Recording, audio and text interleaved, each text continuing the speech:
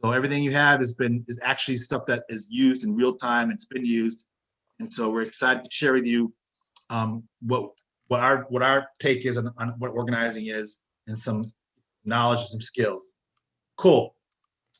We want to turn your attention to this announcement of a fantastic documentary that's going to be shown by the Hyde Park Historical Society on March 21st. And we want to make this a mandatory part of our program that you should log into your hours. We think it's going to be that good. It's called The Color Tax. It's a hard-hitting documentary. It's about 40 minutes long that tells the story of the infamous contract buying story of Chicago from about, I'd say, the 50s to the early 70s. That is part of the sad racial legacy of not just Chicago, but many, many cities, about the restrictions it put on people of color as they moved into these spaces and try to make a living and try to buy homes and go about their business. So check it out. You can see the URL there, and it's at the Hyde Park Historical Society. But it's online, right? It'll be online. And just go back quickly. Who can make it? Let's go ahead and do a check-in. I'm going to try and make it. Who can actually make it? Because I know it's tough for you guys. The Sunday, March 21st. We really think it's an invisible part of the history, but this color tax has really defined a lot of the modern day challenges in terms of housing, schooling, all the stuff.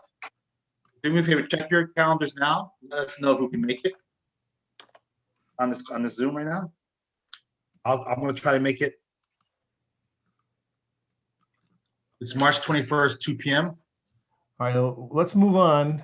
And while people are checking their schedules, you guys have all seen so this? During the Civic Lab, make sure, I want to know, Tom, before, I want thumbs up who can make it. March 21st, Sunday. Lucas can make it. Who else?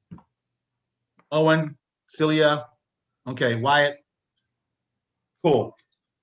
Eli, you busy? You make it? Sorry, what did you say? Can you make the Sunday the 21st, March 21st? Yes. Okay, cool, excellent. We'll see you all there. Also, type this in your notes to go along with that for long-term reading. It's called The Color of Law, because what Tom is correct that this color tax is our example, we are a microcosm, but it really stemmed from the federal government, and they're really the culpable. They're very culpable in terms of what Tom's talking about. So it's called The Color of Law. It's an incredible book, and it documents the history of the United States government's actions in terms of all this. Cool, excellent. Remember, do us a favor, check out the Civic Lab website. We're here for you. If you're out there with your networks and you know people that need trainings, this can be kind of an informal testing, see where you guys are at. So as you're networking with your people or wherever you're at, if you think there's some people out there that could connect with us, by all means, text and email me and Tom, and we can follow up and see if we can, because we're all about expanding and building and getting out there into the ecosystem. Our next training is called Grassroots Campaigning 101. It's the last set. It's the last training of the set, 12 to 3, and you're going to be learning about how to what is an electoral grassroots campaign, the knowledge skills of campaign development, and then also what it takes to be a candidate. So even if you don't want to run for office, all of you will at some point in your career be part of the electoral arena at some level. And so this will help you get grounded in sort of what to look for, the ins and outs of that whole area, work.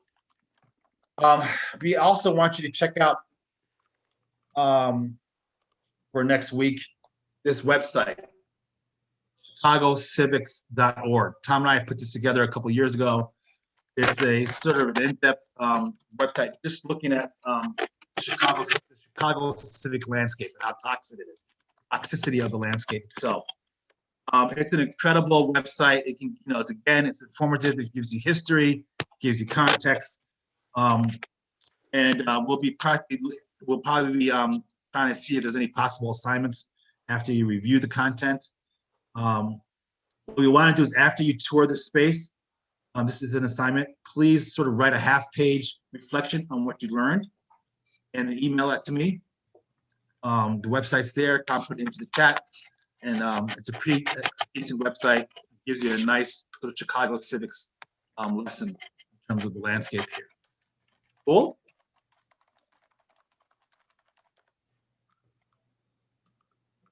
All right, so what we're gonna do is we're gonna start with this opening.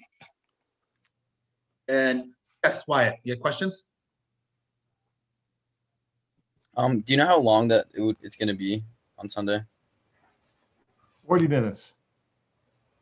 Oh, it's only 40 minutes. Do the ones you can do. Look at the ones you can. Is that it, Wyatt? Anything else? No, Cool. that was it. I registered on that website. Excellent, excellent. So what we're gonna do to open up this session is we like to kind of, bring into the space the legacy of organizing and those that came before us. And so this is an opening reading by Frederick Douglass. There was a letter to an abolitionist associate in 1857. And so we have it split up into 1, 2, 3, 4, 5, 6, 7 pieces, which is perfect for us. So who wants to read the first piece of the blue sentence? Read it to the group. I'll read it. Ben. Let me give you a word of the philosophy to reform. The whole history of the progress of human liberty shows that all concessions yet made to her august claims have been born of earnest struggle. Next. Jump in there. Go ahead. Just the blue? Okay. Sorry. Go ahead. Do I just read the black text or go on to next blue? Black text. Okay. The conflict has been exciting, agitating, all-absorbing, and for the time being, putting all other tumults to silence. It must do this or it does nothing. If there is no struggle, there is no progress. Those who profess to favor freedom and yet depreciate agitation are men who want crops without plowing up the ground. They want rain without thunder and lightning. They want the ocean without the awful roar of its many waters.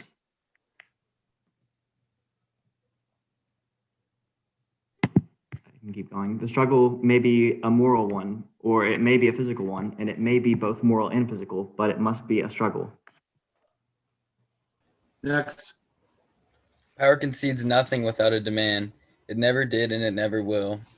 Find out just what any people will quietly submit to, and you have found out the exact measure of injustice and wrong which will be imposed upon them, and these will continue till they are resisted with either words or blows, or both, or with both.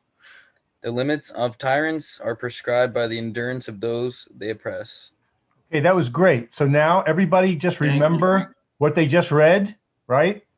Let's start at the top and just repeat your part, but give me some feeling and just keep going. Just repeat the part that you did before. So just get ready to jump in as soon as the person before you finished. Begin.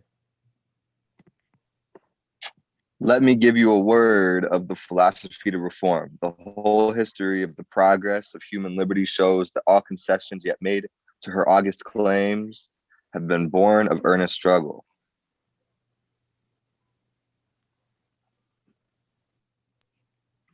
Keep going.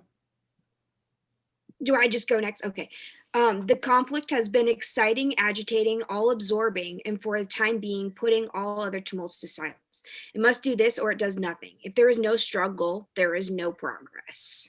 Those who profess to favor freedom and yet depreciate agitation are men who want crops without plowing up the ground, and they want rainwater without thunder and lightning. They want the ocean without the awful roar of its many waters.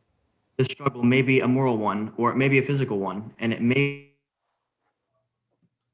be both moral and must be a struggle. Power concedes nothing without a demand. It never did, and it never will. Find out just what any people will quietly submit to, and you have found out the exact measure of injustice and wrong which will be imposed upon them. And these will continue till they are resisted with either words or blows, or with both. The limit of tyrants are prescribed by the endurance of those whom they oppress. Thank you. Awesome. So we're gonna just take a pause, take a moment to digest it and reflect on it. Any initial reactions, thoughts? Jump in there, open up your mics. It kind of reminds me of like the John Locke philosophy where, you know, the government is at the whim of the people. In reality, they should work for the people. And then when it's not working for the people, then they have the right to overthrow or, you know, in this case, use words or blows. Okay. So there's definitely some of that. Any other else? Any other? Thank you, Why? Any other initial reactions, observations, reflections? I think, you know, what stood out to me from what I read was there is no struggle, there is no progress. And it's kind of sad in a way, like that there has to be so much struggle in the first place. Why is that sad? I just feel like it shouldn't even have to be that way. You know, it's like, why? You know, I guess it's kind of more of a broad observation. Anybody else? Responses, reactions, reflections to what Celia said, or why, or to the opening reading? What are you thinking, Lucas? I'm still trying to take it in. It's definitely very powerful for sure. Just being able to find that balance right between, you know, the people and the message that's being addressed as far as what Frederick Douglass is trying to say in this instance. Thank you. Owen, Eli, jump in. I just wanted to say that it also makes you think that every right and privilege that we have today was started off of a struggle of either physical or moral. I think the point about struggle that was made a minute ago, and then Tom put in the chat that there's no struggle. What do you say? No struggle, no progress. I think that's an interesting point. And I think that it's an intrinsic nature of society to have struggle, that there has to be struggle for progress to be made. So let's thank you, Owen, for sharing that. Let's think about what Owen just said, because I think it's interesting to juxtapose what you just said, Owen, and what Celia said, right? And if you think about it, would there be a Denzel Washington if there was an ease, right? Think about all the people that you know that have reflect in your own family, in your own culture, society, this notion of struggle, right? And the idea is that oftentimes we talk about Frederick Douglass is famously known for power concedes nothing without a demand. That statement, right? In fact, it's on a building on the 94th. If you try to put it out by some corporation, Blue Cross or Blue Shield or whatever it is, but this gives you sort of that context, right? That one statement that we all know about. It's pretty famous, right? What about this idea of sort of this all-absorbing, this notion of the ocean without the awful wars? What's that about? Can you have struggle without any? Can the ocean be the ocean without the waves, without the war, without the sound? Can you have a thunderstorm without the thunder, for example? Right? Well, isn't that a great? Think about struggle. If you're struggling, right? And if you're going up against power, what's gonna happen? What's the possibility out there? What can happen? You asked when you're going against the power. Well, if you're what's happening? Why? What's this notion of wars without? What's this notion that in some way we live in a society where people want what? The ocean without the wars, right? They want. What is that all about? I think that's kind of the notion of like trying to fight the ocean. That like you can't, you can try, but there's really not a point in trying to fight the ocean, but you rather than, the cliche saying going with the flow, if you just kind of accept the flow of the ocean. I don't know exactly how that would tie into like social work, however. Well, think about the sentence before that. Those who profess to favor freedom and yet appreciate agitation. Can we have freedom in our society without agitation? Is it possible? You're shaking your head going like, no way, what does that mean? No? Yeah? I think that education is essential for progress to be made in any sense. So I'm still reading that first sentence, but I think education is the essence of freedom. If you're not educated, you don't necessarily have like a freedom of thought. Hmm. Can you have crops without plowing? Right? Can you have rain without thunder and lightning? Sometimes these days, with global climate. But ultimately, you get the point, right? You get the analogy, right? One of the questions that we ask, I think that you surfaced, is why so much struggle? Why doesn't the powers that be or the government, why don't they just do the right thing automatically? Is there some reason or barrier or some set of conditions that that are intractable or that people are trying to protect? Or why doesn't it just happen automatically? I honestly think that we aren't inherently good people. Like, I honestly think that we aren't born inherently perfect or good. And I think that there is this, I think power, it's going to sound silly, but power is very powerful and humans want power. And I feel like in a way, that's what clouds people from doing wrong versus right, if that makes sense. Well, it also ties back to what you're learning at Adler, the cycle of liberation, right? And the cycle of socialization, that we're all born into a world where the mechanics of oppression are already in place, no matter who you are, right? And then we all are socialized within our own constructs based on who has access to us, where we live, geography, language, culture, all that stuff, right? Cool. If you are born into a situation, how likely are you to question it, challenge it, and overturn it? Cool. All right, cool. So we just wanted to sort of open up free flow, get you guys thinking about power, thinking about all this. And this is Frederick Douglass is an amazing author and revolutionary. And we just thought this would be a great way to open up, start talking about organizing and being an organizer in many respects. And I guess one of the things that we would say to you is, which we find sort of in the nonprofit-y, academic-y, sort of do-goody section of our world, is just because you think you're right or you feel morally this is the right thing to do or some condition is immoral or horrible, that doesn't change it,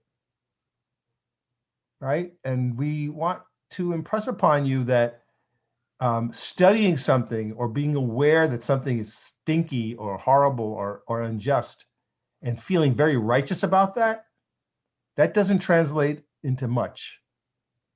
It could be the start of something, though. So we Get in there. Leave you with that. Absolutely.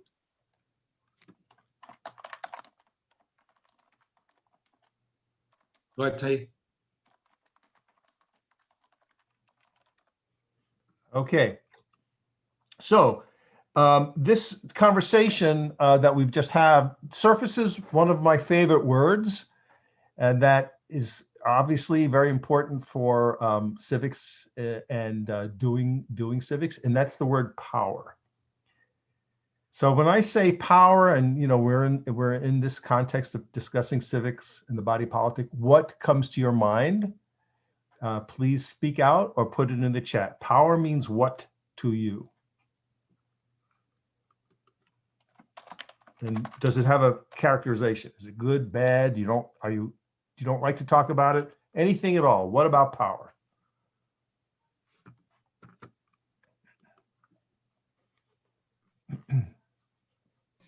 Yeah, it was kind of already mentioned from a few of us, but I think of like elected officials or just individuals that have either a lot of money as far as big businesses and corporations, or just political individuals in our society. So what I'm hearing is you're thinking about certain people who have power by virtue of.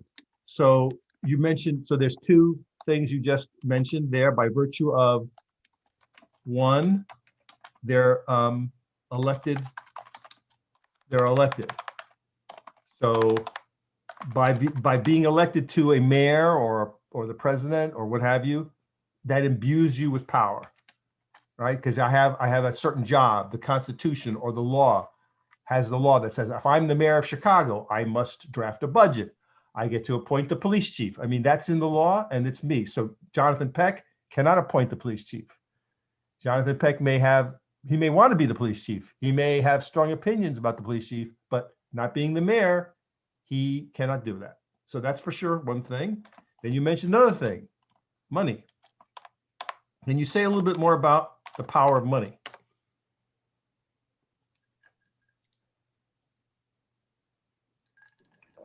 Yeah, sorry, my internet's kind of bad today. So I've been freezing a little bit. But yeah, as far as the power of money, just going back to the book, it talks a lot about how certain corporations or certain businesses are receiving a lot of money as far as the tips that we kind of addressed as well in the last session too. So that's kind of where my mind went when I heard the word power. So if you have money, obviously you could buy yourself a nice car. I mean, there's things that you can do personally, right? I can have good clothes. I can eat good meals. I can give my money to you. I'm going to give my money to you, Eli, because I like your business. That's all on me. And you can ask me for money. You can say, Tom, could you please invest with me? Could you give me a donation for my charity? But it's on me. I say yes, I say no. But it also implied that I can organize my money. So if I have a corporation, I can work with other corporations and do a bunch of things, right? And I can hire a lobbyist. I can buy ad space, in the paper and so forth to have my voice, the voice of my corporation or my values be present. Whereas Jonathan Peck may have the same worth as me, Tom Tresser, but he doesn't have a big corporation. So I get to put my feelings in the newspaper about whatever, and Jonathan Peck could just talk to his neighbors or his family. So yeah, what else about power? Is it good? Is it bad? For me, at least, it's the privilege of having control over other people, whether it's monetary or physical or governmental or anything like that. Okay. All right, so let's take a look at the word power in a little more detail.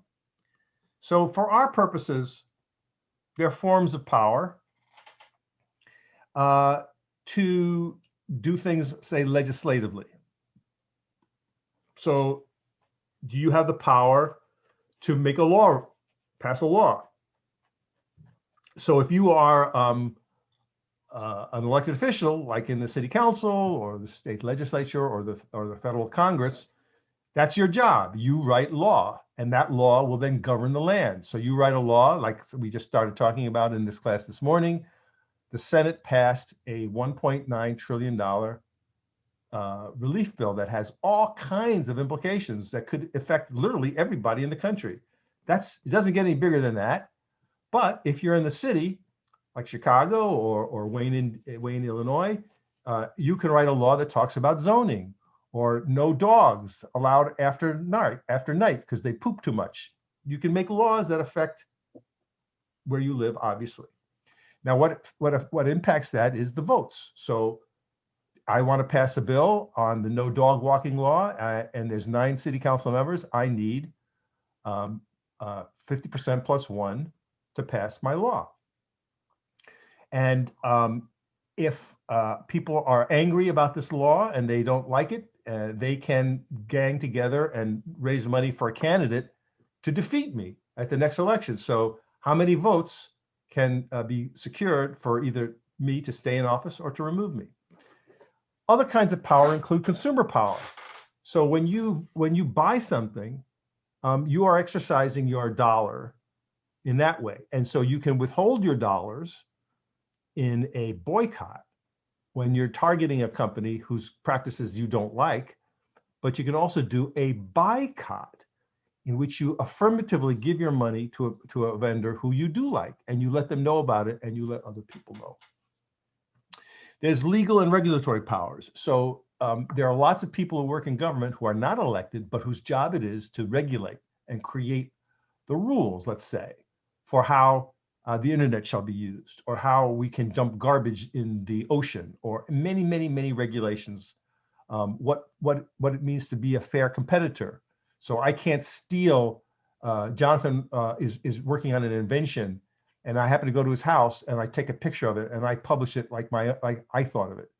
There are rules and regulations that forbid me to do that, and there are people who enforce those rules. Okay. And sometimes we see social change happening in the courts. So if you've heard of the case of Brown versus the Board of Education, which was prosecuted by the famous lawyer for the NAACP, Thurgood Marshall, who later went to the Supreme Court, you'll learn that there's a lot of case law in courts all throughout the South, here and there, that built up to that case in 1954. So there was a lawyer in Mississippi, and then there was a lawyer in Alabama, and they all were whittling away at this idea of unequal schools, that Black children can be sent to some crappy school somewhere, and the Supreme Court said, no, you can't. So that's a major thing that we do. Then other powers would be disruptive, or say, let's call it collective action power. So you do something that disrupts the body politic. A strike would disrupt the ability of a factory or a company to produce profit, but a public demonstration, says, as we see in different places all over the world right now, in Miramar, for example, the people come out to try to actually shut the government down, to protest some grievous practices. So those would be kinds of power. And I would say that, broadly speaking, it's the ability to get something done. So if I have power, I'm acting through others to get something done that I want done. Any comments or thoughts? And we say that's the root of the word, the ability to get something done. Yeah. Okay, well, let's move on. So where we want to show you where what we're speaking of today fits into the sort of super large picture of civics that people can be doing.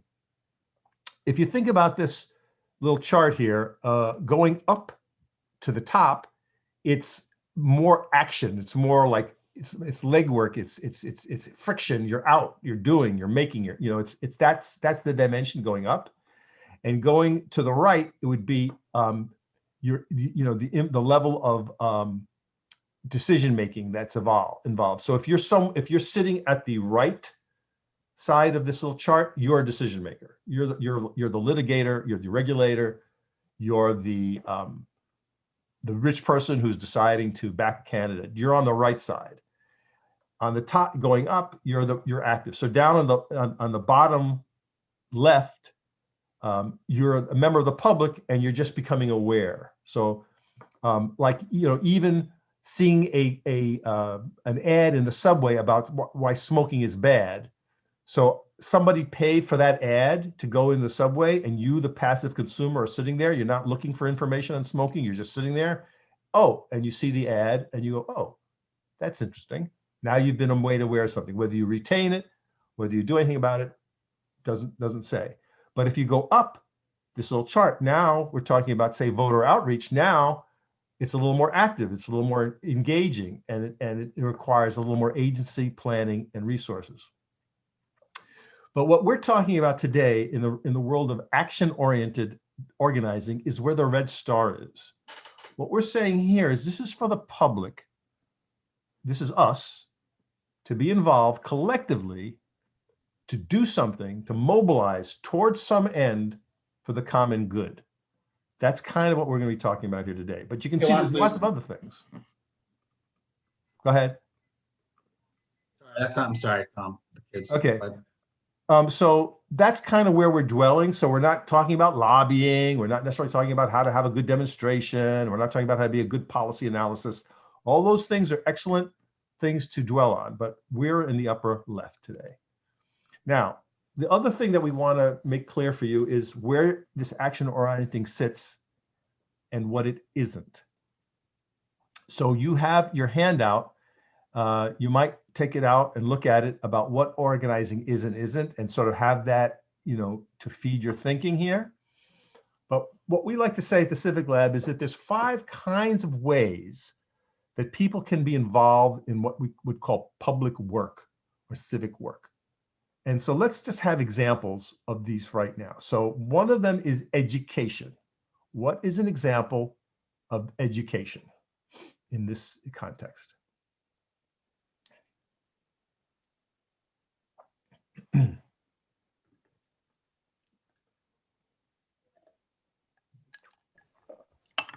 Like just in general, community meetings be considered education? Yeah, community meeting, this workshop, your experience at DePaul and Adler. So you have made a choice to attend something. So you're going to go to a meeting, you're going to read the flyer, you're going to spend $100,000 at Adler University to get a master's degree. And what you're expecting is you're going to get something in return, right? Something you're giving up some time and openness, and you're going to get something in return. Somebody's going to tell you some shit. You're going to read some things. You're going to try things. You're going to go to classes. You're going to talk to people like Jonathan and Tom and learn from them. Then you're going to talk to each other and learn from each other. Okay? Clear? That's education. We do it all the time, informally and formally. Next example is self-help. What's an example of a famous self-help program?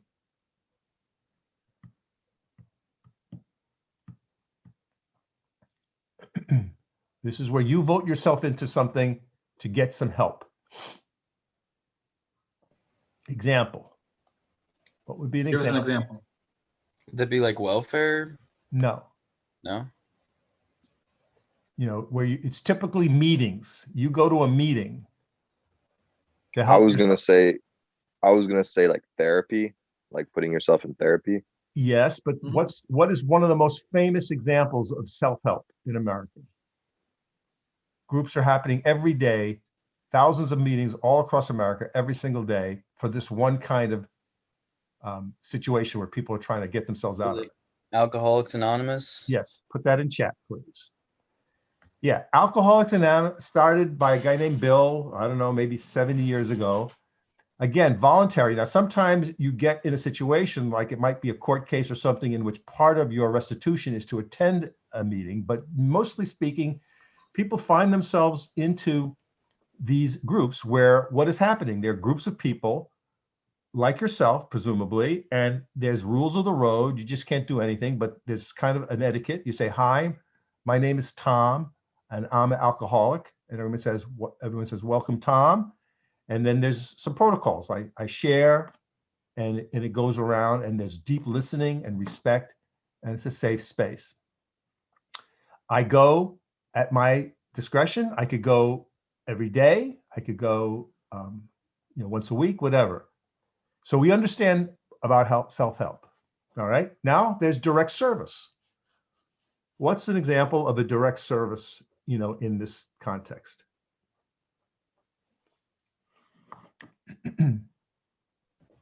Like a community food bank, working at that food bank? Excellent. Put it in the chat. So in the same spirit of a food bank, what would be others that come to your mind?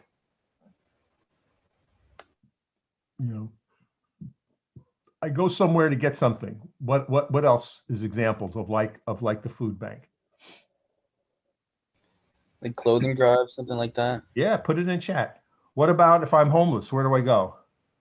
Homeless shelter? Put it in the chat. So are you familiar with the term United Way? So you heard the term United Way agencies? These are charitable organizations that are in the direct service space. So what happens when I go to the food bank, or let's say to the soup kitchen? Put that in the chat, soup kitchen. I don't even know if they even use that term anymore, but what happens when I go to the soup kitchen?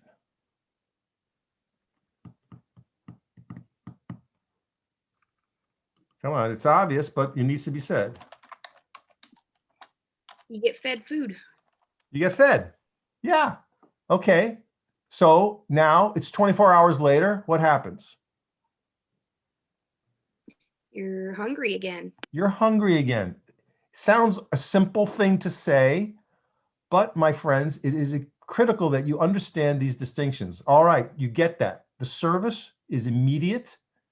It's one-on-one in the sense of it's me, Tom Tresser. I have to physically go somewhere to get this service. I can't be fed staying here where I am. I got to go someplace.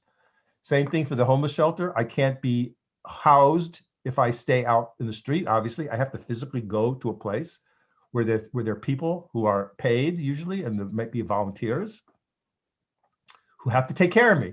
So if I could feed myself, I wouldn't have to go there. I could make food, by myself here in my kitchen.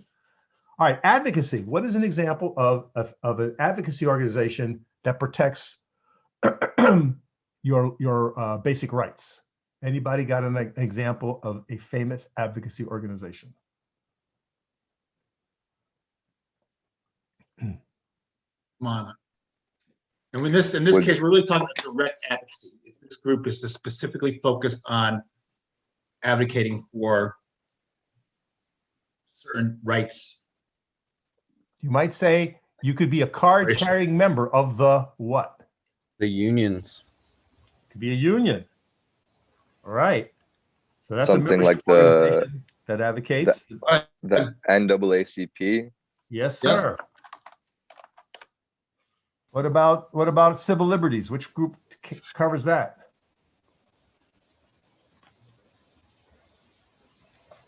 There you go. Right. So what is important to recognize here is, are you the person that goes to the court to try the case around civil liberties? Are you that person?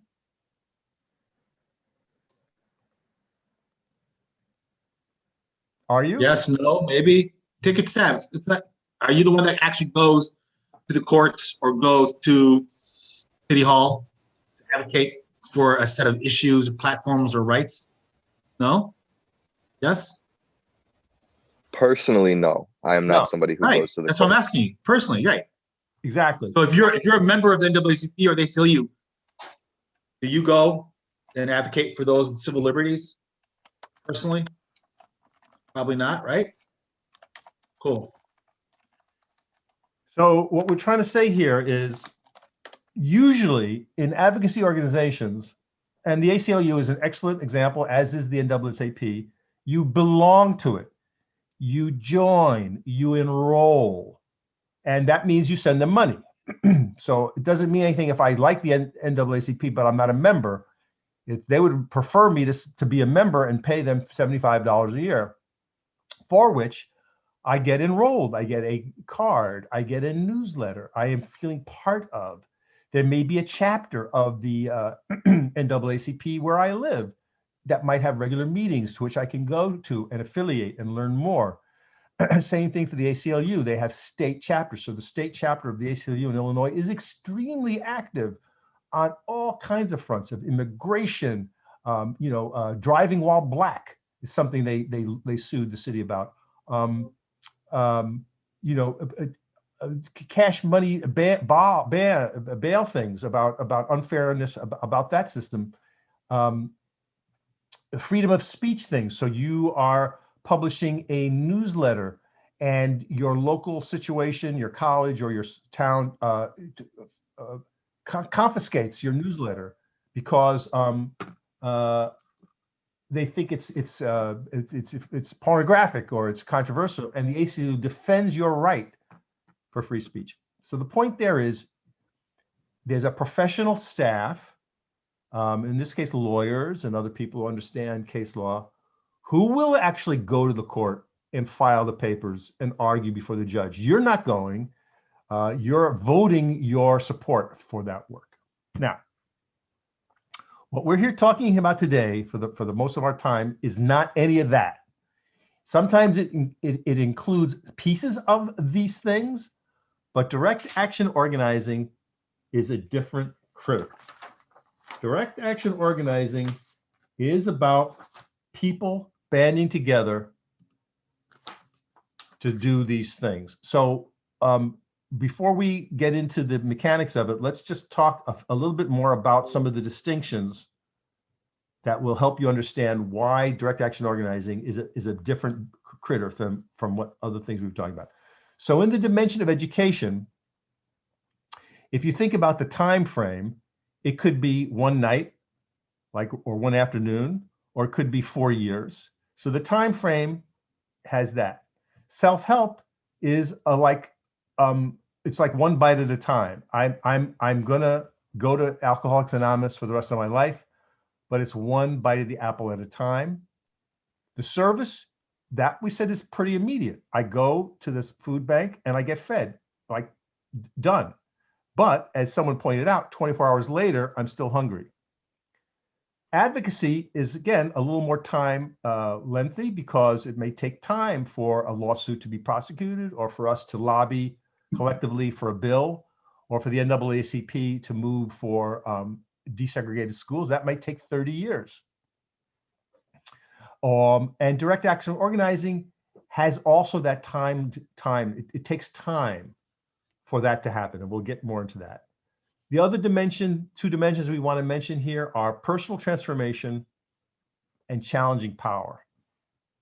So you can think about how you might enter into each of these domains and how you leave at the end of it. Are you personally transformed? And you can meditate on that, and you can think about, am I transformed?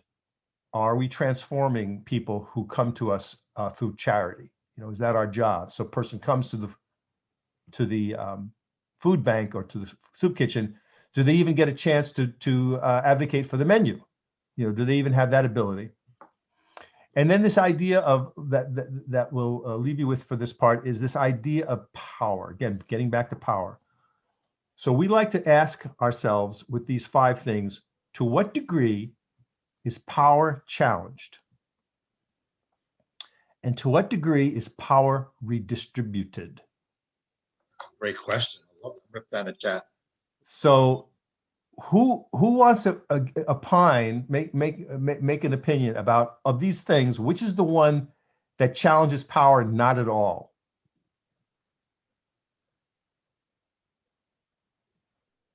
It's not about challenging power.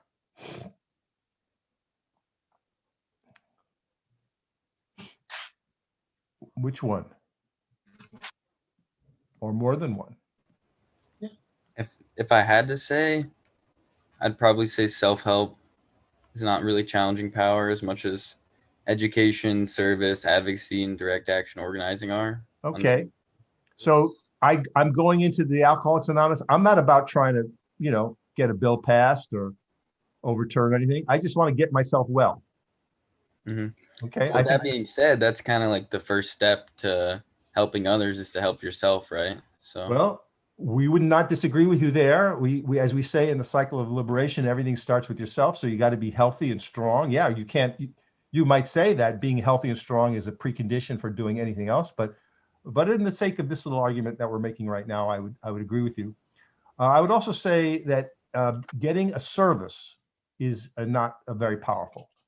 So going to the counseling center and getting myself, learning to read, or getting myself off drugs, or maybe learning even how to do welding, or any of the million things that I might do in a service organization, get fed, get clothed. I'm not challenging power. I'm not asking big questions like, well, how did I get hungry in the first place? I mean, that's not typically what happens when you go to a homeless shelter. No one is doing political indoctrination, rabble rousing.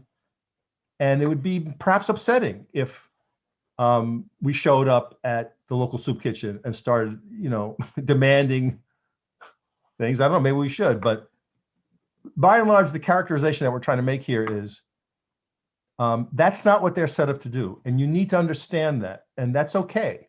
It's okay to be a soup kitchen person, to operate a clothing drive, or any of the many things that you may be asked to do, or may be present at your universities. But just be clear of what's not happening when you do that. And be clear that when you're asked for money over the years, or you're asked to donate or volunteer, just to be clear with yourself, that's cool. I have no trouble with giving money to the soup kitchen.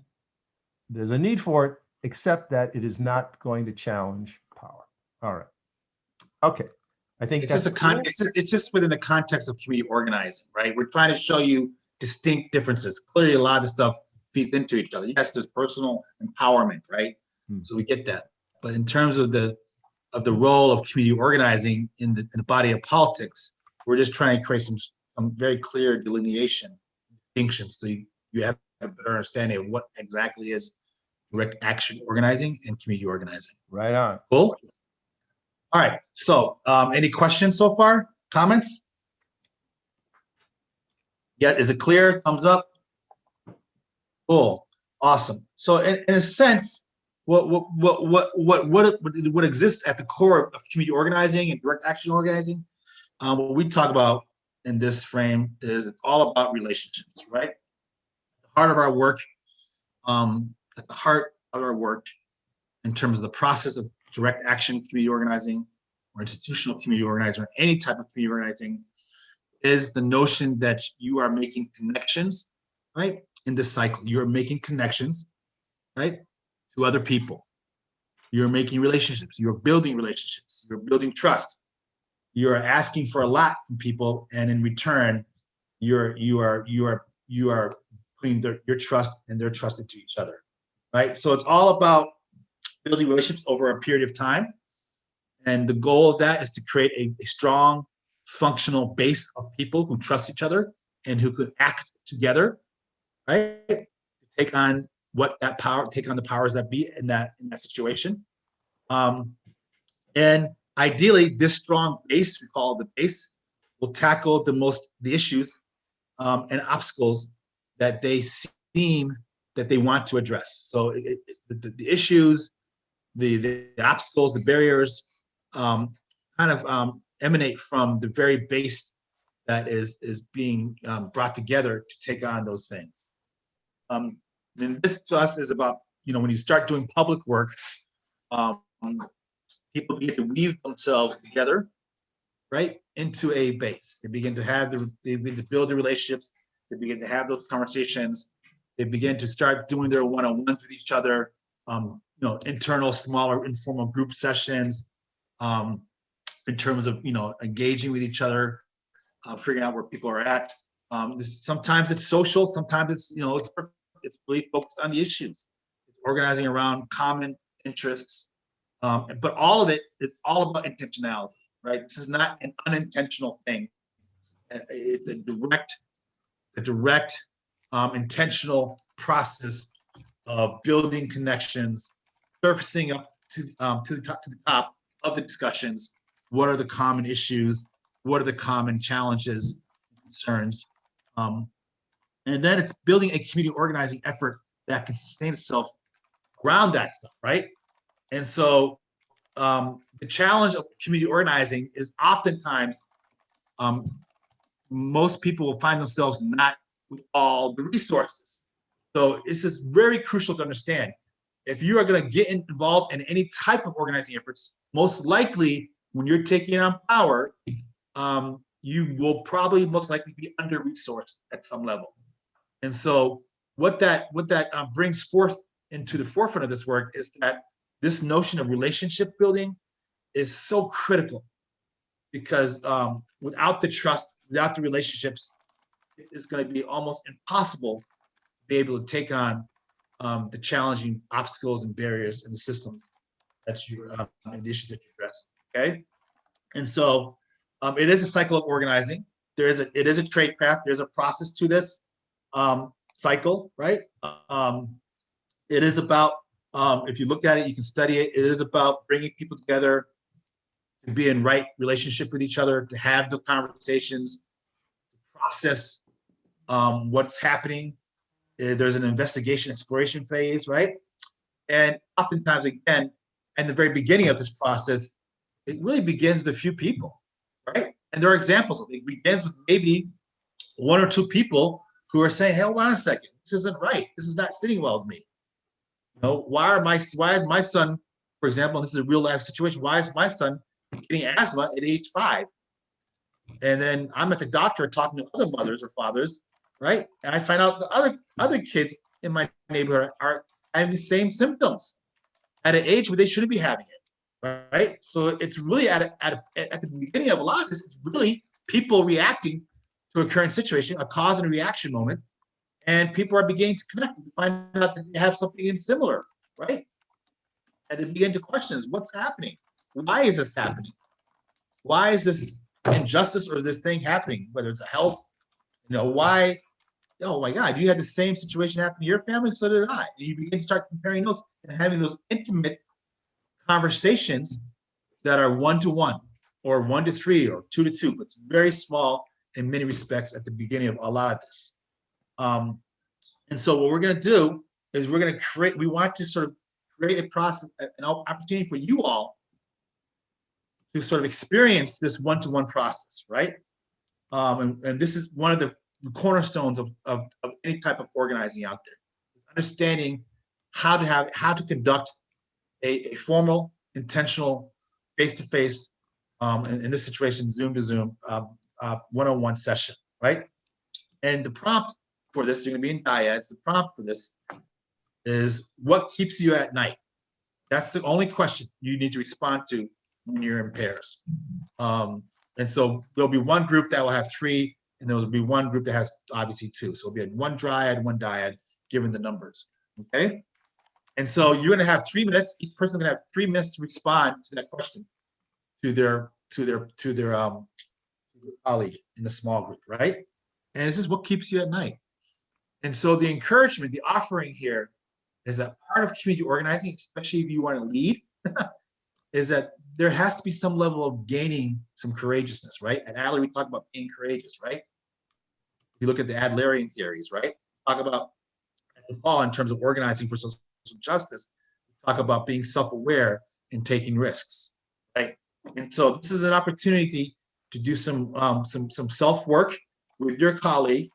You're gonna come out of small groups and we're gonna do a share out. And we're gonna just find out how did it go. We're gonna check in with each other, okay? So the idea is, let me finish. The idea is conjure up the mental image in your head. Imagine that you're part of a real campaign in a real place. And imagine that you have to do 100 of these, right? And you're only doing 1 now, but imagine if you had to do 100 one-on-ones, and you've been hired as an organizer, right? And so these one-on-ones are essentially laying the foundation for the work ahead in that community. And so we're just giving you a sort of feel. You're dipping your feet into the shallow end of this. We want you to feel what a one-on-one feels like when you're doing it, and then you can mentally put yourself as the organizer out there in the actual body of politics. And I've been hired to get this campaign off the ground, so I need to find out what's happening to the base. So I got to go out there 1-to-1, engaging in a formal, intentional process. So we'll go into the two groups, right? Yeah, Jonathan? 2 groups, 1 triad, and then one. There's 5 of them, so 1 triad. Got it. And then one dyad. A total of 3 minutes, or is it like 2 minutes per person, or what should it be? 2 minutes each. Okay. All right. So that means we'll do this for a total of 6 minutes, and then we'll bring you back. Okay. Here you go. 2 minutes for the triad, 3 minutes for the dyad. You guys got it. What keeps you at night? We'll send prompts in terms of the time. All righty. On their end. All right. Okay. What are you thinking? It's going good. Do you want me to send you into room 1 for a minute and then room 2 for a minute? Want to do that? Yeah, we talked about that, right? Okay. I'll send you into room 1. Like it's just like 30 seconds, and then we'll for a minute. 1 minute. Okay, here you go.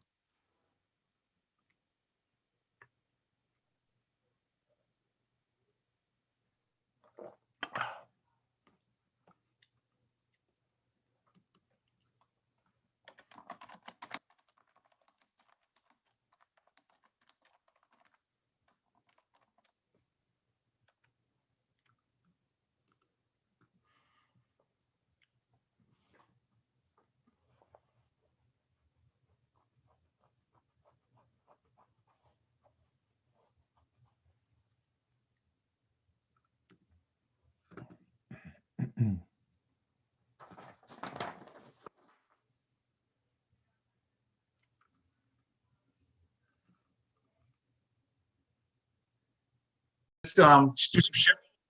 Okay, we're gonna do some share outs. So, how did it feel? Share your reflections. What did it feel like to do a one-on-one or a part of a smaller, intimate conversation? It was good. I think we made a lot of interesting points, and we even were able to connect the two things that keep us up at night. So, kind of made sense. All right, wait, take a little more time. So break that down. You said the first part, you said it felt good. Oh yeah. Yeah, what about it that felt good? It felt productive. It felt like we were really understanding each other, and even made some interesting connections between our two different topics. So it felt kind of interesting that we could do that. Why did it feel good or productive? I would say it felt good and productive because kind of gained a little bit more understanding of what keeps me up at night, and also what keeps her up at night, and then kind of how the two are interrelated. So it kind of just feel like I learned a little bit, even though there's no new information really being added. Just kind of being able to make new connections that I never did before. Yes, and what was it about saying it out loud?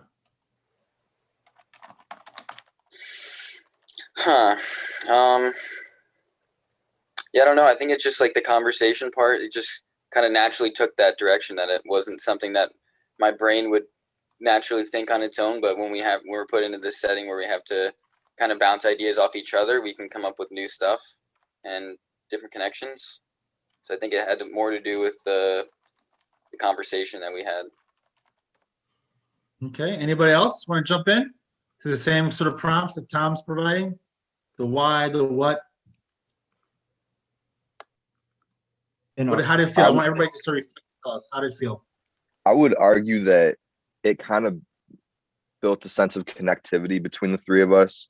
We were all kind of put something else out there, but in the end of it all, we all kind of realized that there was like this uncertainty that keeps us up at night, which is, builds a sense of like, I guess, community, that we all kind of are going through different things, but it all is under the same umbrella of like this uncertainty that keeps us up. Okay. And how did that feel? That you knew that you were connected? Peel it back. How did it feel? It felt relieving. It felt like to know that other people, go through the same things, which, you would imagine is expected, that, people go through the same things, but to hear it actually be said by those people was it was like a reassuring thing to hear. What about what about the other three? How did it feel? The what, the where? Sorry. We're all having doubts about our future. No, but how did it feel for you? Like, what? I want you to really this is a moment to really gain your own self-awareness of what you went through. How did it feel to go through a very small, intimate, kind of risque conversation? You're sharing some things maybe that you don't share with a lot of people. Who knows? I mean, for me, it's affirming, but also kind of concerning that we don't have a support network in place, considering that we all have similar struggles.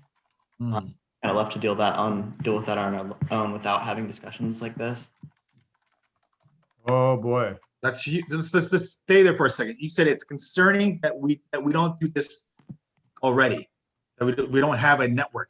Are you saying you don't have a network?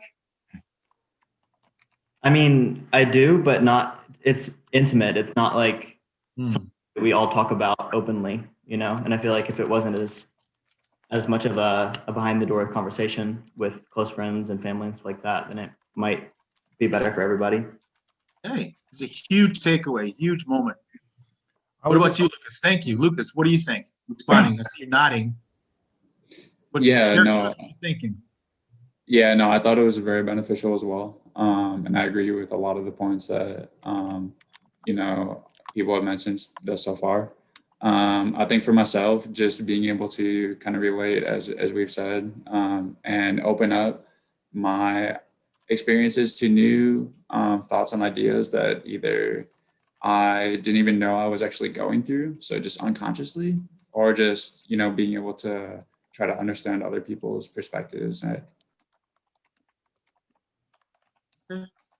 So why don't you take Celia before you after I got another thing. Go ahead, Celia. What's your take? What's your feelings? How did it feel for you?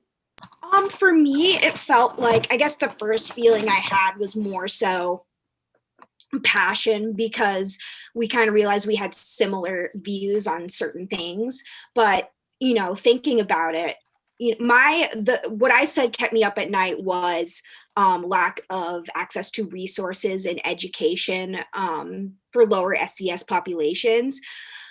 But it felt like a good connection. But I certainly most likely wouldn't bring these things up knowing someone that's, I guess this might sound stereotypical, but more leans towards conservative side or identifies as Republican or a Trump supporter. I wouldn't necessarily bring these things up because I'd be scared, because I'm afraid they would say something outwardly racist or outwardly opposing that, when really it's just basic human rights that everyone deserves. Okay, so hold on to that. So what I want you to do is, one, take a moment. I've given you the opportunity to sort of verbally share out, and I want to just point out a couple of things when you do this. One, and I could be wrong. It's not judgment, but Celia, I believe, was the one that really talked about what kept her up at night, right? It's interesting that you started with that, and that's okay. There's no judgment. It's just interesting to see how we process things differently in some ways. So what I want you to do is to literally go into chat, okay? And I want you to type in, you know, sort of give yourself 30 seconds to reflect in written form, or, you know, how you felt going through this one-on-one or this intimate conversation. Give you a chance to sort of respond in a written form in the chat.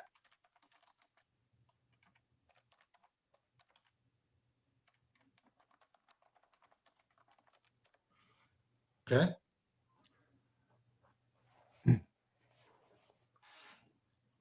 Give you a few more seconds. Make sure you all have a chance to put it in there.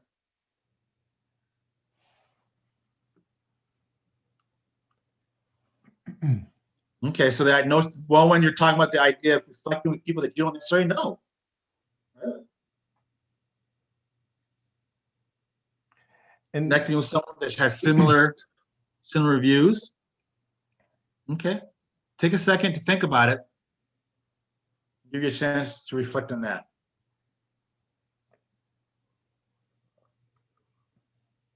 Okay. All right. So as you're thinking about it, very powerful benefits. Okay. Okay, got you, Lucas. The idea of not feeling isolated, building that level of comfortability of being able to confront personal challenges and different aspects of our personal lives. Thank you. Why it can be nerve-wracking to describe your fears and worry about society.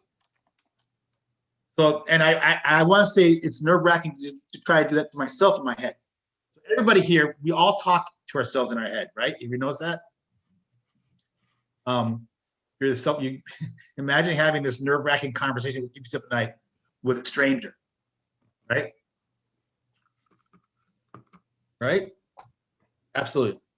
Does this sort of work normal? Question. Someone mentioned earlier that they feel like it wasn't normal, right? Eli, he talked about that. This isn't something that we just normally do, right?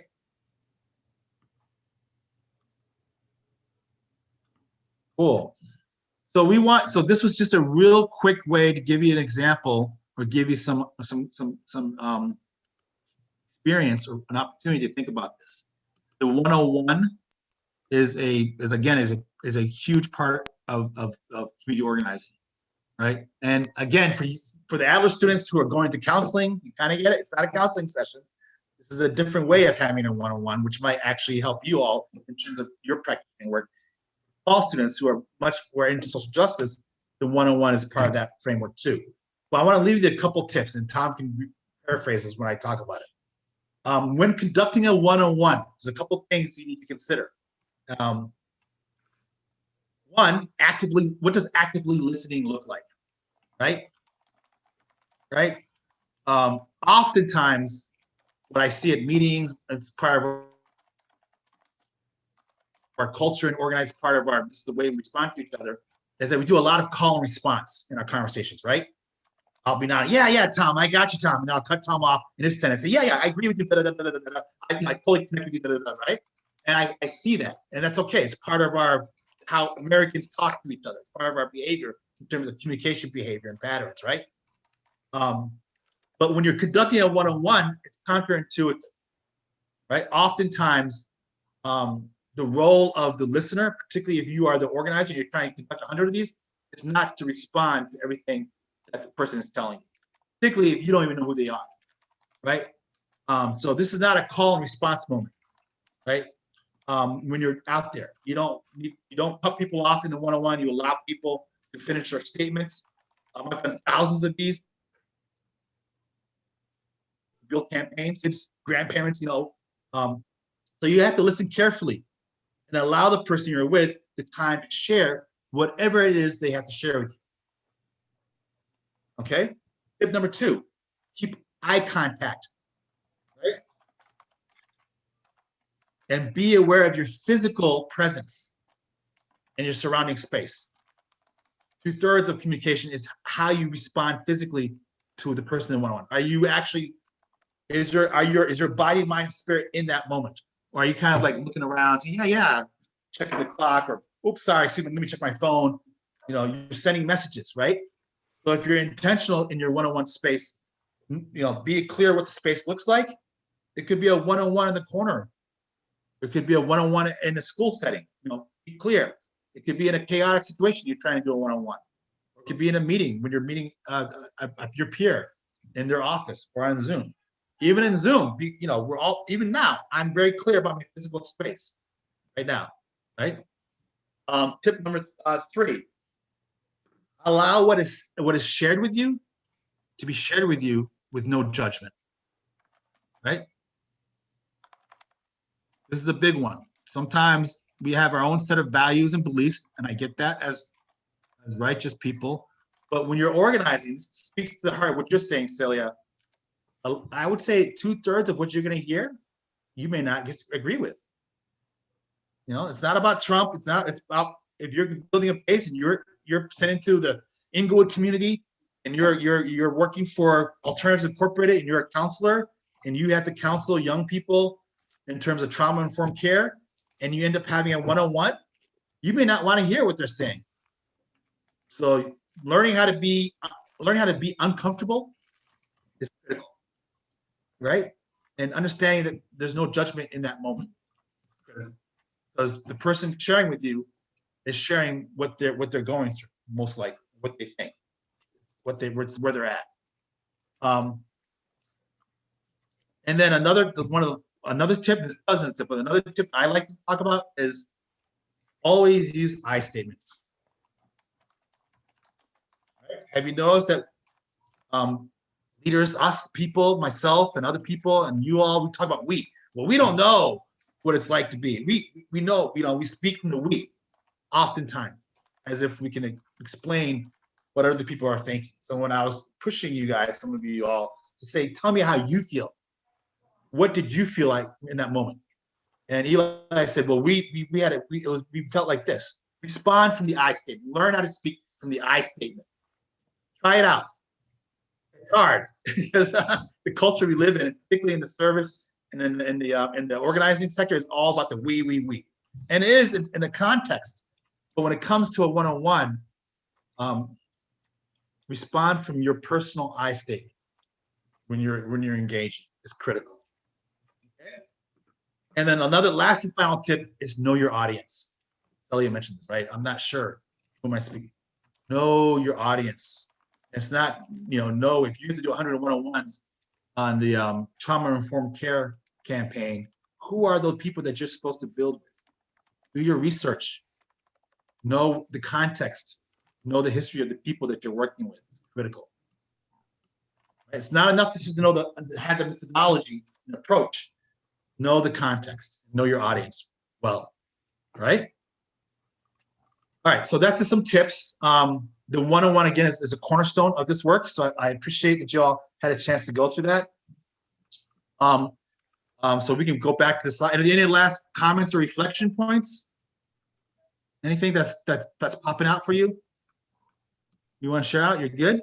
I think one thing that kind of came to mind during that last little part was about like argument culture, which is like kind of like a theory that our culture specifically is like whenever people talk, they don't actually talk to come to some sort of like conclusion or actually understand what the other person is saying. In fact, they just want to win the argument, and instantaneously your brain goes into like fight or flight mode, and you just no longer, once that happens, you can no longer really have a real conversation. It's just you trying to argue your points that you already think are right. That's such a huge takeaway. And Tom, put that in there, because that's a major challenge in our political body of politics, right? And so, particularly when you're doing a one-on-one, it's not an argument. This is not an argument moment. This is not a debate about what's right and wrong, right? People, if you want people to trust you, you have to let people speak to you the way they speak. Right? You're gonna hear things that you may not sit well with your framework, right?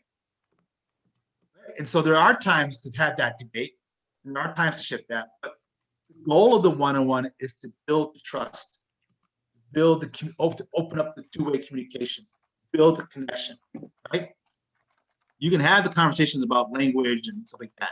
So that's a huge issue, right? And oftentimes people come, like you said, people will come up with the answers before they have the conversation. So the tip is allow yourself to be open to that moment in that conversation. Don't think about the answers in your head ready to spin out there, right? In response to what you're hearing. Active listening actually means I don't have an answer. I'm actually going to hear you. And then after that, process it and think about how to respond. Don't think about, oh, I got the answer for this. I'm listening. Oh, what did you, I'm triggered, right? So thank you, Wyatt, for that. It's a huge, huge challenge. Cool. So this is the working definition that we ascribe to, I guess. Take in consideration that there are many different definitions of organizing, and you can Google that. But for us at the Civic Lab, we appreciate Marshall Gantz's sort of definition. I'm going to read it. And so the reality is there's so much on that has been written. This is you can have thousands of libraries and books have been written about organizing, about the organizer.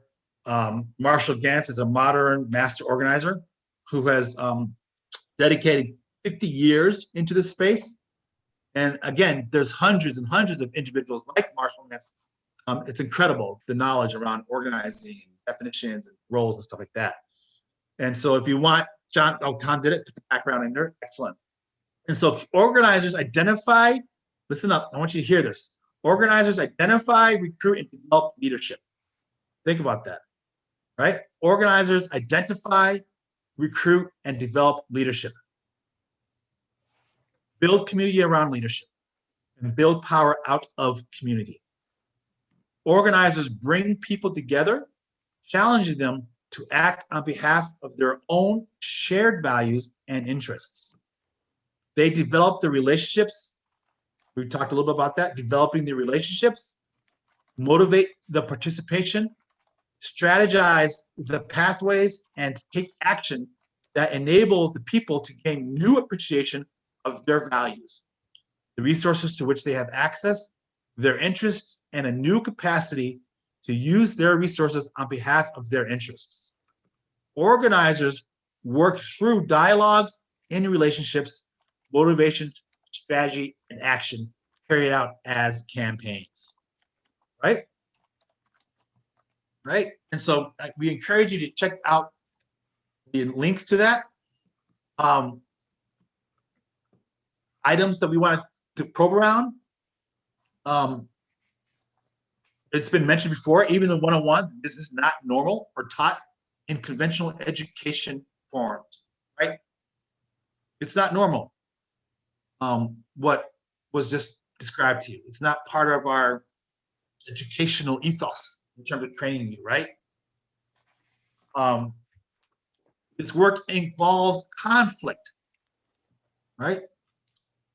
And you have to take into consideration the Douglass quote, right?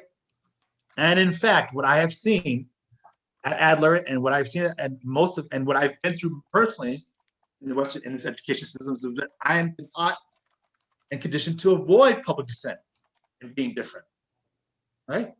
Out of sorts, contrary, right? I'm not going to Adler to learn how to be in conflict. I'm going to Adler to get my degree so I can make a living.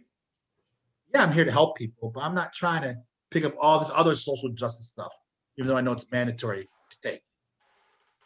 I've had that a lot. This work as a facilitator, this work looks at people as citizen leaders, right?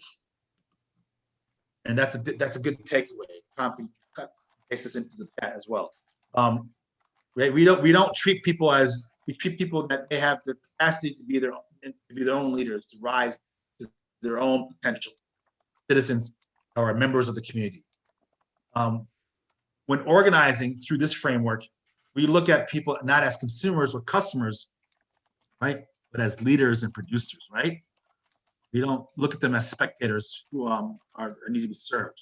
We just watch on the sideline and consume passively what's being discussed or what's happening in society, right? So those are some key things. Think about when we're looking at organizing, the organizing definition. And the link to that for further reflection and stuff is there. All right. So we're going to stop here.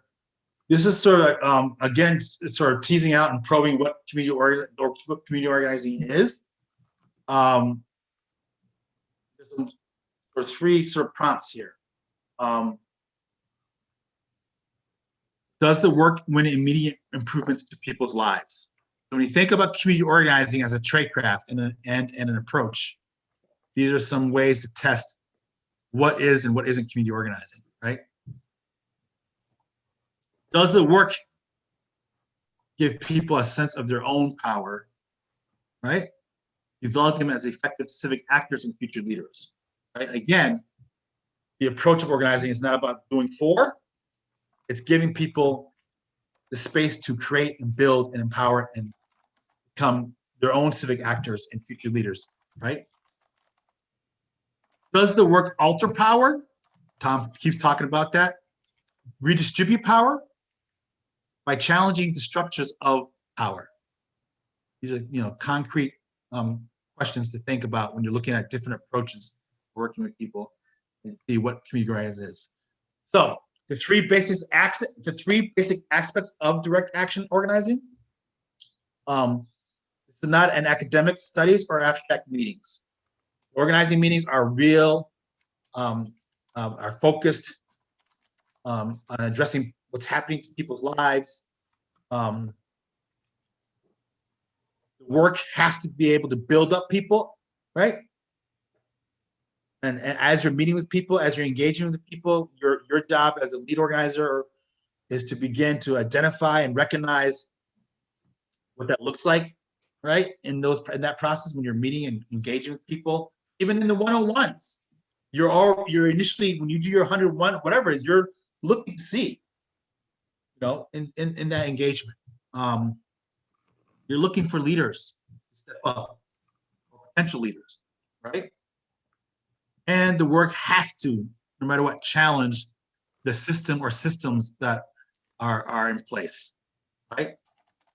And looking to reassemble it where it needs to be. And so the idea is that we don't look just to make minor adjustments through our direct action work, and we're looking to make critical and major changes, transformational changes to systems that we all live within and under. That's really at the heart of our direct action work, right? It comes from the body, the base, it reflects and it involves in empowering the very people that are being impacted by those systems, and it's directly challenging injustice in the powers and the system and the people. Everyone talks about systems, but it's directly challenging the people who are running these systems, right? Because they're human beings too, right?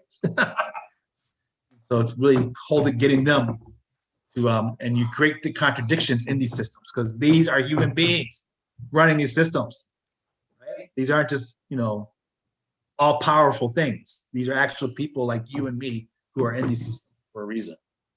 Cool? And so the role of the organizer, generally there's many, many roles, but we like to point this out. Again, another resource, we can put that into the chat. Eric Mann, the Playbook for Progressives. It's another thing you can add to your library. But the role of the organizing is diverse, right? You're a foot soldier, right? You're doing the grunt work, not like you're sitting up in the driver's seat. You have to do the work, right? Because guess what? If you're going to ask people to do something, to put their lives on the line, guess what you got to do? You got to build their trust, and you got to model the change that you want. So if you ask people to take on these systems, you got to be that foot soldier out there. You got to show them, right? You're an evangelist, right? You are a diehard, right? You're out there with a message, right? The message is critical. The cause, right? Critical, and you are its greatest advocate, right? You also have to know how to recruit, right? You can't do it by yourself. You got to be a consummate recruiter, looking for any opportunity to get people to join, right? Trust me, as a full-time organizer, I mean, even going to get my own shopping, I run into people and think, oh, hey, how you doing? I'm always constantly being aware of my situation and trying to see how I can get more people to join. You have to know how to build a group and a team. This is not a individual sport. This is a team sport. It's a contact sport, right? So you gotta know how to build groups, right, and sustain groups. You got to be a key strategist. It's about strategy, right? It's, there's time for tactics and actions, but I always akin this to the iceberg model. Oftentimes you're seeing now all these great direct actions out there happening, but that's really the tip of the iceberg. 95% of direct action organizing is working in strategy, is doing all that stuff that you don't necessarily see. If there is a direct action, that is one of the last resorts of the work. You have to be a great tactician, right? You have to be a great chess player. And if you don't know how to play chess, learn how to play chess. I promise you. And I'm going to add Art of War to this list, the archives in your base camp too. You've got to be a great strategist and tactician. Tactics mean a lot, right? You have to know how to communicate. Communicator, right? 80% of communicating is what? Listening, right? Everyone thinks, well, I can just tell them. No, you have to listen, digest, and reflect, right? And be able to connect with where people are at, right? Not just what they're saying, but their emotions, their experiences, right? Right? A lot of times I see on the left, people caught up with it has to be read, it has to be written the right way. This has to be the right message. Connect with the people. Tell you, most of the people you engage with in organizing have conservative values. Don't assume because they come from certain communities that they're not conservative. Everybody has conservative values. And when it comes to self-interest, that's a huge thing, right? So you have to learn how to communicate, actively listen, from the one-on-one to the group meeting and all that stuff. You got to be a political educator because oftentimes you will be bringing up new stuff, right? And so you got to yourself be a broad base of knowledge, right? When you're engaging out there. You have to know how to agitate. Agitation is critical. We talked about that from Frederick Douglass's perspective. Agitation is absolutely critical, right? And you know what you have to know what that is. That in itself, each one of these is something that you can study a lifetime on, right? And there's so many resources for each one of these roles. Fundraising, no resources. You have to know how to raise up the resources to support your work and the work of the people. So grassroots fundraising. So get trained and accomplished in grassroots fundraising. know how to build fundraising efforts, campaigns from the grassroots. And 99% of the time, you will end up being the comrade and the confidant in this process, right? So comradeship is critical. You're gonna be building with people who are gonna trust you with their lives, literally, right? And it's the same thing for Adler students who are coming to counseling. Come on, no harm done, right? So realize and understand that when you enter into this, you're entering into this as a comrade and a confidant, and then the cadre, right? Small and mighty is part of this, and understand that there is at some level a level of cadre development that you're doing, right? So definitely check this out. These are all roles, and to be frank, Tom knows this. I've had to play this role all in one day in an organizing campaign, right? You'll be surprised how all these roles are interwoven and intersect, and literally in a day of organizing, you'll sit back and reflect and say, man, I had to be the foot soldier today. I had to be the confidant.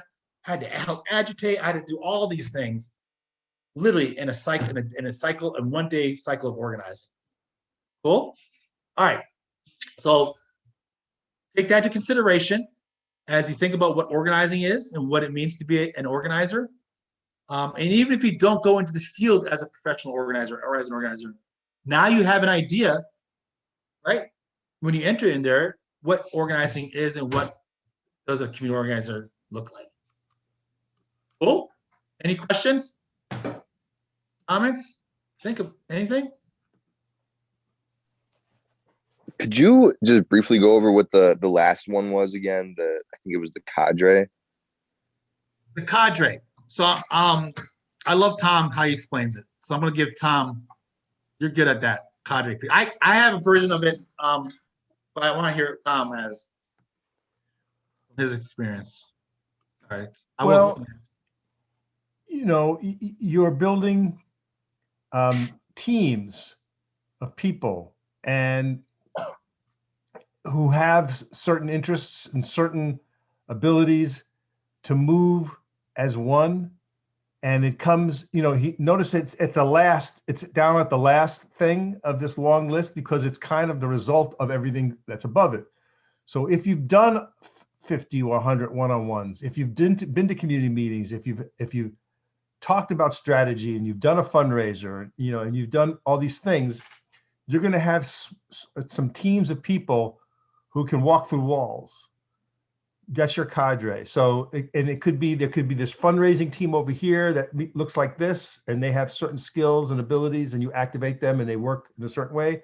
But over here, there's a group of people that are super smart about learning and researching, and they can be launched like a weapon, like a missile. You say, we got to know everything about the First National Bank of Evanston. And since you've all had this shared work together, you may even have a workspace like Base Camp, and people go and they do, and then, you know what I'm saying? So that's your cadre. And it's really, I mean, as much as the idea of, remember, organizing is not mobilizing. So when you see hundreds and thousands of people, that's mobilizing.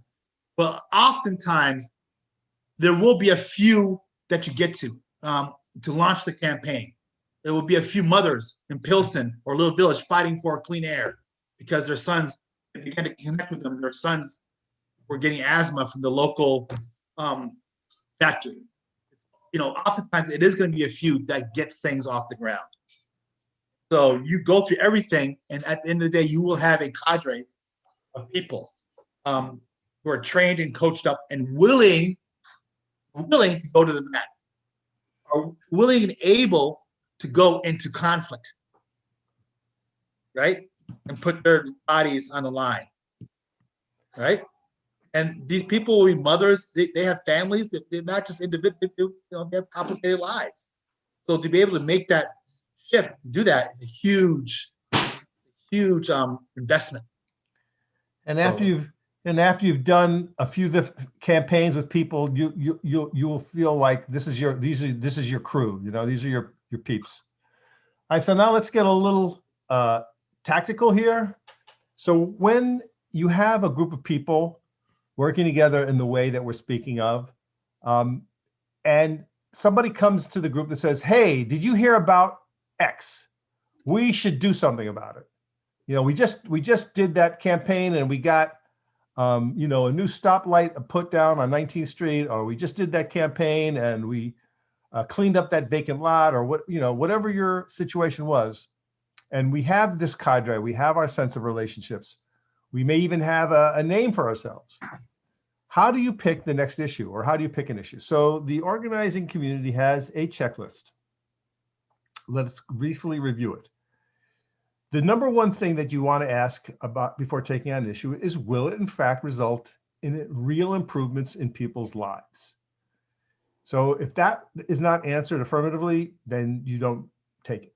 It might be a fascinating thing for somebody, but if it doesn't, the solving of this issue or the doing of this thing, if it will not result in a real improvement in people's lives, it's not for you. Will it give people a sense of their own power? You know, again, in the way we've described it about it. So it's about people pitching in, adding, listening, contributing, moving together collectively. So it's not like me, Tom Trusher, telling this group of people, okay, everybody, I want you all to go out and dig a hole in my backyard. And you have your task, I'm giving you your tools. No, that's not what we're talking about. Will this thing that we're thinking about alter the relations of power? Again, that's a key metric. Will this issue that we're taking on be worthwhile and energizing? That's an interesting thing to think about. And think about when people are approaching you with offers to get involved.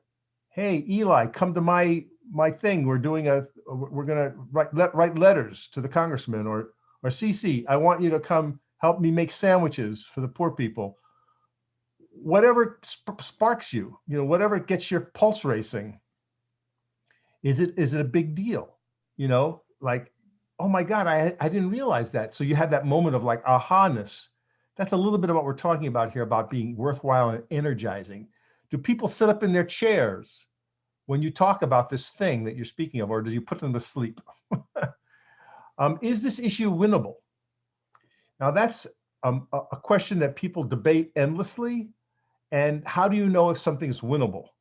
Well, again, this is only organizing 101, so we're not going to really get too deep into it. But I guess I can say that it's not a hopeless, like crazy, impossible task, but it's not also an easy thing. Easy, because if it was easy, we wouldn't need to organize around it. So there's a lot of debate that you could have about that question, but let's leave it for that for now. Is this issue widely felt? Now that's something that you'll have to judge from the group. And if you're not sure, this is what you might do some research. Again, we call this action research. So if I'm proposing to this team right now that I want to do a thing about the water lines are crappy and poisoning people, and I'm not sure, Jonathan challenges me. He said, well, you're just feeling that by where you are. That's not an issue where I live. And I go, well, I really can't respond to that, Jonathan. So let's test it. Let's do a poll, or let's do a street poll. So here's what we'll do. I'll stand by my street corner for like an hour at rush hour as people are coming home, and you stand at your corner, and we'll do a quick intercept. And so we'll each ask the same question. Maybe there'll be a little piece of paper or some other thing, and we'll try to do some research and get the answer. So it could be that we do this work and we come back together an hour, and Jonathan next week, and John says, you know what? I was completely wrong. I thought we had this thing licked by me, but you know what? Every single person I talked to felt the same way. So that's good information. We just learned something. Is the issue deeply felt? So it's not just like, oh, that's kind of curious, but does it get me viscerally involved? Is it an issue that really could make me angry? You know, are people angry about it? Is the issue easy to understand? And that's kind of in the middle of the list, because, you know, sometimes the explaining of an issue is an action in of itself, as I hope you have learned from our time together. We've done 200 public meetings around Chicago in that space of trying to make something that was intentionally complicated easy to understand. So it's not like TIFs are inherently complex. It's just they're made complex and the information is hidden from us. So there's a lot to be said about what we call civic explaining and civic education. That is a very powerful thing. Next one is very critical. Does this issue that we're speaking of have a clear target or a decision maker? So now we're getting into the language of organizing when we use the word target. And we're going to get in this in a minute when Jonathan explains to you the power matrix exercise. But one of the things that will help us decide on what to work on is if we know who to go after. So, for example, given what we were speaking about here, I'm bringing an issue to my team, you're my team, and I'm saying, okay, team, here's our next issue. We're going to cure hunger. Is that satisfying my list here? Cure hunger. What do you think? Anyone think this is something we should take on? I would say that it's something that you can take on, but it's very vague. You don't have any goals set. You don't have any right. objectives or means to get to the end goal. Exactly. And according to number 9, who's the target? We don't know. The president? Who? So that's a vague thing, and you have to understand that a lot of times people will lead with those kinds of things. They're so overwhelmed by some condition, but that's not how organizing works. But now consider this case. The school lunches at PS 39 on 119th Street are shit. The school lunches are cold, they're not nutritious, and they got roaches in them. What about that campaign?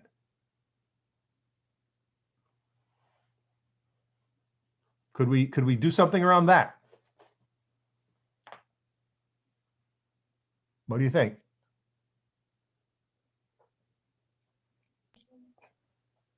What do you guys think? Is that something that you can take on?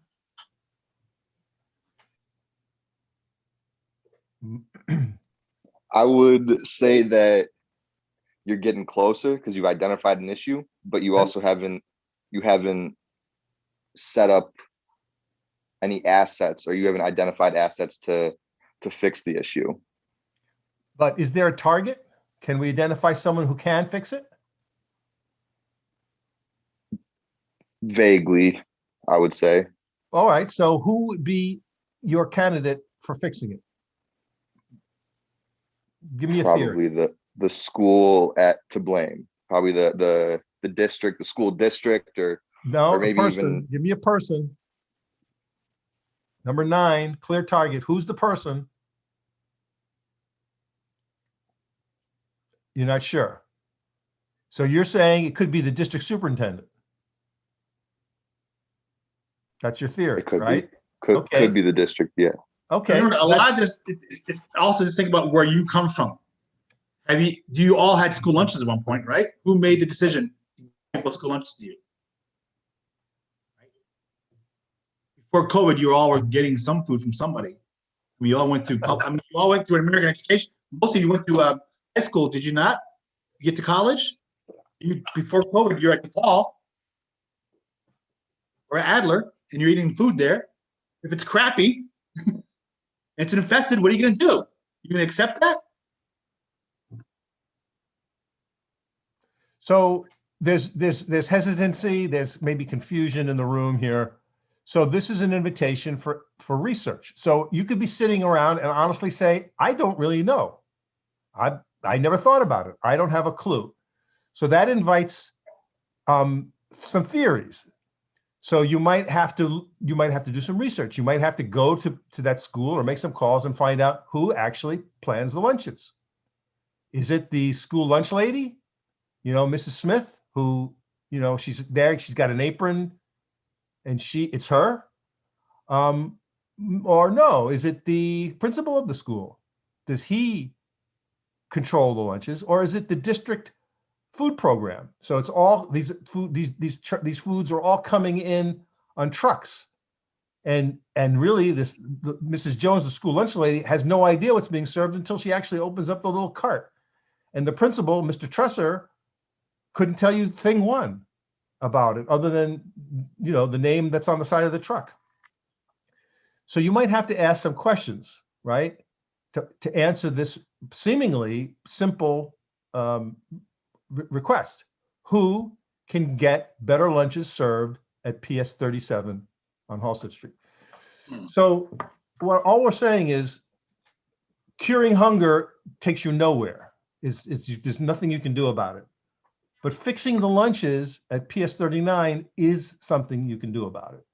And it's often exactly that kind of thing that starts people down this path. Now you can read the rest of the rules for yourself. But the one thing that I would say about all this is you're also looking for ways to set up your next campaign, and you're already thinking ahead. So organizers kind of think in like, I'd even say 3 dimensions. They think in like 4 dimensions. So they're thinking already that we can find the person who can give us better lunches, at PS 39, and have a say in what those lunches are. So we can even start to get menu planning.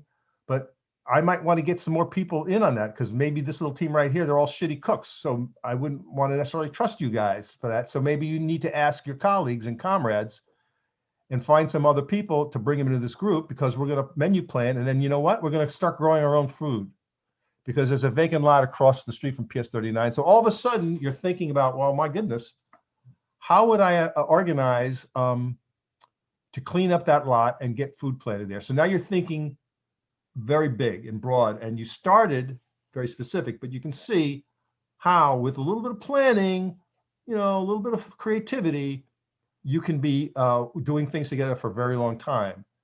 And years from down the road, when you're sitting in your campaign offices thinking about your next victory for making the city great, you'll remember that it all started years ago when a bunch of parents were sitting around in the coffee shop and exchanging notes, and everyone realized their kids were bitterly complaining about this shitty food at PS 39. Okay, moving on. We want to point out that in the planning of all this stuff that we're speaking of, this is sort of like a little chart to think about the kinds of actions that might be done to solve the problem of the community lunches or the other issues that organizing take on, big and little. So they talk about 2 kinds of things: acts of omission. So again, we mentioned this a little bit about your withholding, you're disrupting. Acts of commission, you're confronting directly. And here you see, it's kind of laid out very nicely for you: indirect action and direct action. And again, on this little chart, you can sort of see it moves from lobbying to direct conflict and direct confrontation. Civil disobedience would be in that space. So this is a good little chart to have, in your pocket to think about.